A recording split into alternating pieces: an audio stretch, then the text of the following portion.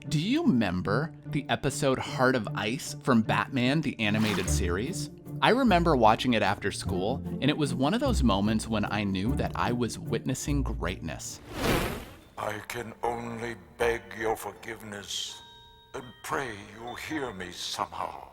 The episode won a Daytime Emmy for redefining the origin story of Mr. Freeze, shifting the character from a cold, emotionless villain to an emotional wreck of a man who's hell-bent on sharing his own heartbreak with the world.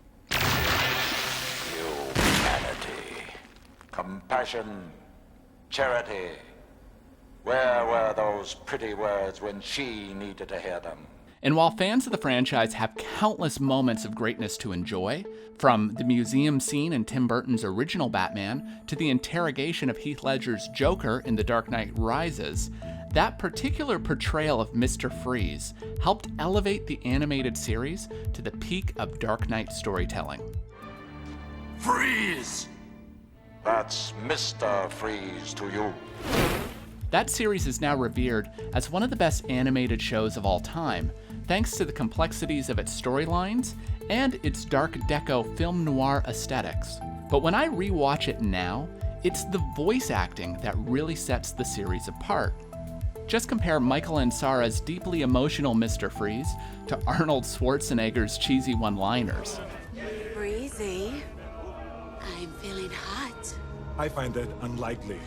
Or Kevin Conroy's commanding and authoritative Batman to Christian Bale's over-the-top growl. I'm a bat.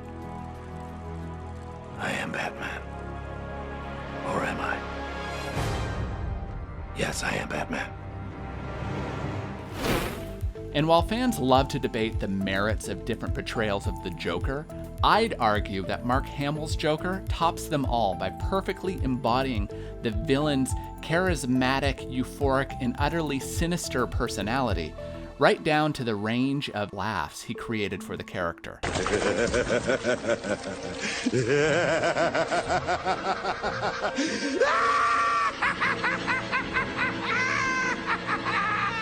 The entire series is a masterclass in how voice defines personality, and it reveals a lot about what your own voice tells the world about who you are. So, if you're a fan of the series, or you just want to project a more confident persona when you speak, stick around for some things your voice can reveal about you.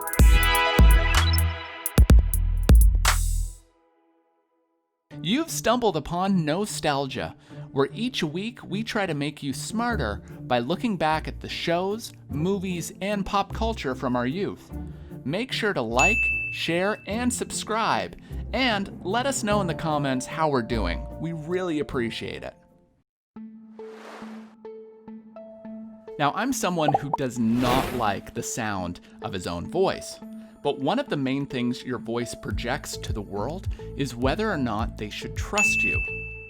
Countless studies have shown that a deeper, more grounded voice leads to more trust from the listener, whereas a higher pitched voice sounds less trustworthy. And if someone changes the pitch or tone of their voice while they're speaking, it could be an indicator that they're lying. Sir, the humanitarian committee is here. I'll be right out. We're hosting a ceremony tonight for Gotham's Humanitarian Industrialist of the Year. Guess who's winning? I feel ill.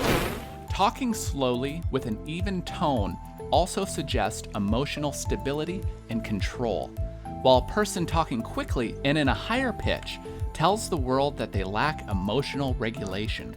He should have been more careful. Now he's paid the price for his incompetence. But he's one of us. Then perhaps you'd like to share his fate. Studies have also shown that vocal tone can even reveal whether a person is an introvert or extrovert. Introverts tend to speak quietly and slowly, whereas extroverts usually speak loudly and quickly. And I want to say that these unwarranted attacks against GothCorp have in no way changed our personal commitment to the community. Do you think of yourself as highly empathetic? If so, you likely speak in a warm, soft voice. A tense, halting voice leads listeners to assume that you lack empathy and kindness. My God. Yes. It would move me to tears if I still had tears to shed. And if you're a natural leader, chances are you speak in a loud and enthusiastic voice, whereas quiet voices are less likely to convey leadership characteristics. Mr. Boyle sent me to fill in. Enjoy yourself at the party with his compliments. Great. You okay? I'm fine. Take off. Stress also shows up in your voice as it tightens your vocal cords, making you sound crackly, uneven, and halted. Who are you? Come now. Surely you remember your old colleague, Victor Freeze. An at-ease person, on the other hand, has a calm voice with steady airflow, which also conveys confidence. If you have a particularly nasal voice, studies have shown that listeners may think you're calculating and demanding, and they're less likely to take you seriously. That said, you can counter this effect by opening your mouth wider when you speak to allow more air to escape. And if you want to be perceived as strong, try speaking in a deeper voice. One study found that listeners could accurately predict a person's upper body strength by the depth of their voice. Good night, humanitarian. These are all things that voice actors have to consider when they're creating the voice of a character. But they're a key part of your character as well. So the next time you're in a job interview or at a social function, try altering your voice to portray the sort of character you want to project into the world. And for the love of God, stop doing that awful Bane impression.